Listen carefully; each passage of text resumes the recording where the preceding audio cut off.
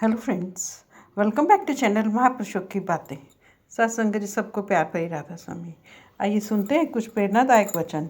ये वचन राधा स्वामी सत्संग व्यास पर प्रकाशित पुस्तक संतमत प्रकाश भाग 2 में से लिए गए हैं। इस पुस्तक के पेज नंबर 162 पर हजूर महाराज बाबा सावन सिंह जी श्री गुरु अर्जुन साहिब जी की वाणी दर्शन भेटत पाप सब नासे हर्षियो देह मिलाई पर सत्संग फरमा रहे हैं। आप फरमाते हैं, श्री गुरु अर्जुन साहिब फरमाते हैं कि गुरु के मिलने के क्या फ़ायदे हैं और गुरु क्या देता है। जब हम गुरु के दर्शन करते हैं तो हमारा हृदय शीतल होता है और हमारे पाप नाश हो जाते हैं। वह अपने सत्संग के जरिए चोरी, ठगी, शराब, कबाब की आदतों को छुड़वाता है। वह कहता है कि आप प्रेम और प्यार के साथ नाम जपो, फिर नाम जपवाकर परमेश्वर के साथ मिलाप करा देता है। वह कहता है, मालिक तुम्हारे अंदर बैठा हुआ है, अगर तुम मुझसे मिलना चाहते हो तो आओ, चलो मेरे साथ, मैं तुम्हें ले चलता हूँ। यह गुरु के मिलने का पहला फ़ायदा है। अब जो प्रेम के साथ दर्शन करते हैं उनके पाप नाश हो जाते हैं। मगर गुरु चाहे कितने ही पहुँचे हुए हो, उनके अपने रिश्तेदारों को उन पर यकीन ही नहीं आता, और जब तक यकीन नहीं आता तब तक कुछ भी नहीं बनता। कहते हैं, मेरा सतगुरु पिता है जिसके दर्शन करने से सारे पापों का नाश हो जाता है। देखो कितना प्रेम और प्यार है। फिर कहते हैं कि गुरु रामदास जी के दर्शन करने से सारे पाप नाश हो गए और उन्होंने मुझे परमात्मा से मिला दिया। पिता को परमात्मा समझना बड़ी ऊंची बात है।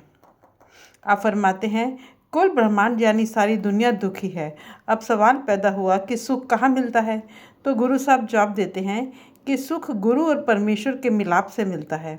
गुरु के जरिए परमेश्वर मिलता है और परमेश्वर के जरिए मुक्ति प्राप्त होती है। फिर कहते हैं कि हम गुरु को परमेश्वर रूप समझते हैं। परमेश्वर को तो जब देखेंगे तब ही देखेंगे, मगर गुरु को तो प्रत्यक्ष देखते हैं। फिर इसी गुरु के स्वरूप में परमेश्वर को मौजूद समझना है। लेकिन संत जब भी इस देह में बैठे होते हैं वह ये नहीं कहते कि हम संत हैं। एक सत्संगी कहता है, जी वाणी कहती है, बाहर भीतर एको जानो। महाराज जी जवाब देते हैं, मैं कहता हूँ, जब आप 9 दरवाज़ों को छोड़कर ब्रह्म पार ब्रह्म में जाएंगे तो आपको पता लग जाएगा कि गुरु क्या है और क्या देता है। नहीं तो अगर किसी ने कह दिया कि गुरु झूठा है तो यकीन टूट गया, अगर किसी ने कह दिया कि सच्चा है तो यकीन बंध गया। लेकिन अगर अंदर जाकर देख लो तो यकीन पुख्ता हो जाएगा।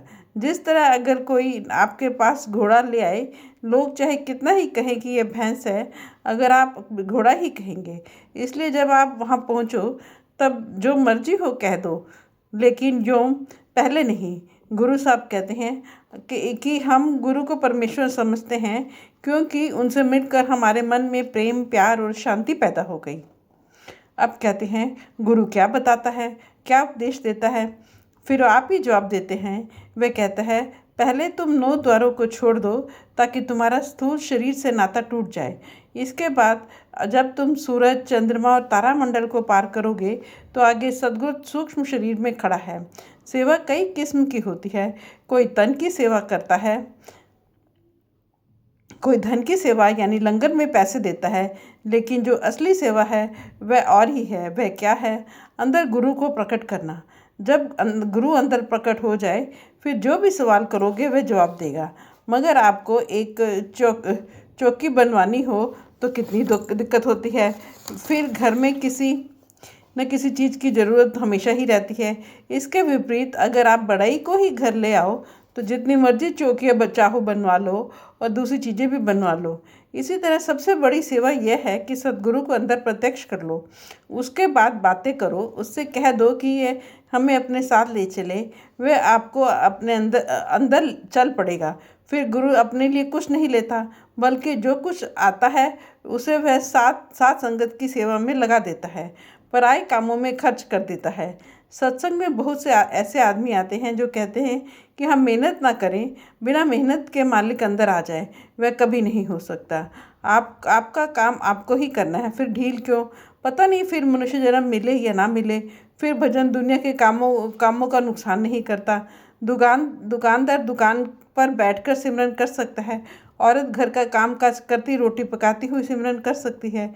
किसान हल चलाते हुए सिमरन कर सकता है, क्लर्क दफ्तर में आते जाते सिमरन कर सकता है, मतलब कि अपना अपना काम करते हुए भजन सिमरन कर सकते हैं। मैं कहता हूँ आदमी पखाने में बैठे हुए भी सिमरन कर सकता है। जब तक अंदर प्रेम ना हो, कोशिश ना हो, तब तक अंदर पर्दा नहीं खुलता। जब भी पर्दा खुलता है आपके प्रेम के द्वारा खुलता है। जब लड़का स्कूल में जाता है तो उस्ताद कहता है कि पहले तू बीए कर ले, फिर दुनिया के कामों में तवज्जो देना। इसी तरह सदगुरु कहता है कि तू पहले भजन कर, गुरुमुख बन, फिर दुनिया के और दूसरे काम भी कर लेना। इसकी आत्मा के ऊपर 3 शरीर हैं। पहले यह स्थूल शरीर है, इसके अंदर सूक्ष्म शरीर है और इसके अंदर कारण शरीर है। गुरुमुख बनने के लिए ज़रूरी है कि पहले तो भजन सिमरन करके स्थूल शरीर को उतार दे, फिर तुरीय पद में जाकर सूक्ष्म शरीर को उतार दे, फिर ब्रह्म में जाकर कारण शरीर को उतार दे और इसके बाद पार ब्रह्म में चल। वहाँ जाकर तेरा अपना प्रकाश 12 सूरज का हो जाएगा। तू आत्मा है, परमात्मा के अंश है, मगर यहाँ पर्दों में ढकी हुई है। एक सत्संगी सवाल करता है, हजूर कई कहते हैं कि अंदर अभ्यास में डर लगता है। महाराज जी जवाब देते हैं, इसके जो पाप हैं वे इसे डराते हैं, जबकि इसे रिद्धियाँ सिद्धियाँ शक्तियाँ हाथ नहीं लगा सकती, काल हाथ नहीं लगा सकता, यमदूत हाथ नहीं लगा सकते, तो फिर इसके पाप ही हैं जो इसे डराते हैं। अब कहते हैं सदगुरु इसको संत मत की तालीम देकर पार ब्रह्म में ले जाकर गुरुमुख बनाता है। अब सवाल पैदा हुआ कि गुरु क्या करता है, तो गुरु अर्जुन साहब कहते हैं जब इसकी मौत आती है तो वह आकर अपने साथ ले जाता है। जिसे नाम मिल चुका है उसकी मौत के वक्त यमदूत नहीं आते, सदगुरु आएगा अपने साथ ले जाएगा। ब्रह्मांड पलट जाए लेकिन गुरु का वचन नहीं पलटता। बेशक गुरु ले जाएगा। मैंने हजारों केस देखे हैं, छोटे छोटे बच्चे हैं, उनके माताओं ने बच्चों को देखने की भी इच्छा जाहिर नहीं की। ढिलवा का जिक्र है, एक स्त्री शरीर छोड़ने लगी तो उसके पुत्र कहने लगे कि हम किधर जाएंगे। कहती है तुम जहाँ मर्जी जाओ। जब मौत के वक्त गुरु सामने आ जाए और क्या चाहिए। इसके विपरीत जिन्हें नाम नहीं मिला उनके मौत के वक्त यमदूत आते हैं। यहाँ तक कि जब वे आते हैं तो कईयों का डर के मारे पाखाना निकल जाता है, मगर जब नाम वाले की मौत होती है तो गुरु आता है और कहता है कि चल मैं तुझे अपने साथ ले जाता हूँ। उसे उस वक्त इतनी खुशी होती है जितनी कि अपनी ब्याह की भी नहीं होती। जहाँ नाम है वहाँ काम क्रोध वगैरह कोई विरोधी ताकतें नहीं आ सकती। जिस तरह जहाँ बाज आ जाए वहाँ चिड़िया वगैरह नहीं रह सकती, अन्य पक्षी नहीं रहते। सदगुरु के साथ हमारा यह नाता है। बाकी जो सुख दुख हम लिखा कर आए हैं उन्हें हमें अवश्य भोगना है। हम पर मुकदमे भी आएंगे, बीमारियां भी आएंगी, कई तकलीफ़ें भी आएंगी। सदगुरु का इनके साथ कोई ताल्लुक़ नहीं, उनका ताल्लुक़ नाम के साथ है और हमारी आत्मा के साथ है। इसकी आत्मा बंधनों में कैद है। पहले स्थूल शरीर का बंधन है, इसमें लेना देना, खाना पीना, काम क्रोध, लोभ मोह अहंकार है। इस तरह जब सूक्ष्म शरीर में आए वहाँ सूक्ष्म बंधन है, जब कारण में आए तो वहाँ कारण बंधन है। जब पार ब्रह्म में पहुँचोगे तो सारे बंधन दूर हो जाएंगे। हम करोड़ों युगों से 84 लाख योनियों के जेल खाने में पड़े हुए हैं। हमें अभी तक कई रिहाई नहीं मिली। कभी कीड़े, कभी पतंगे, कभी पक्षी, कभी पशु, कभी घास, कभी फूस। अगर राह मिली होती तो आज यहाँ क्यों बैठे होते। जो संत हैं वे आज़ाद होते हैं। वे सचखंड से आते हैं और आकर कहते हैं कि भाई आ तुझे अपने देश ले चलें। फिर वे घर बार नहीं छुड़वाते, बल्कि वे बताते हैं जब से दुनिया बनी है तब से तुम्हारे अंदर शब्द हो रहा है।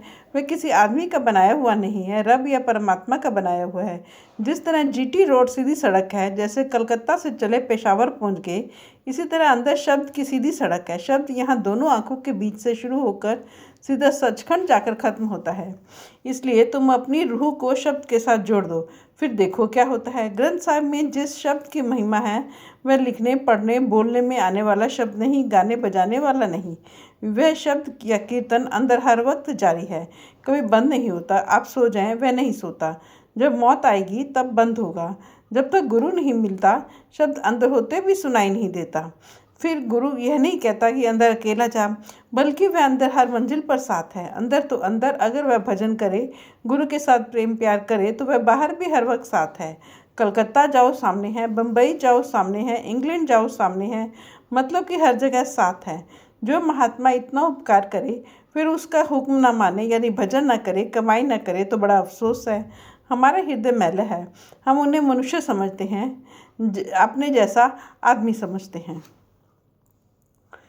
फ्रेंड्स, अपनी इस वीडियो को आज हम यहीं समाप्त करते हैं। अगली वीडियो में आगे पढ़ेंगे। Thank you.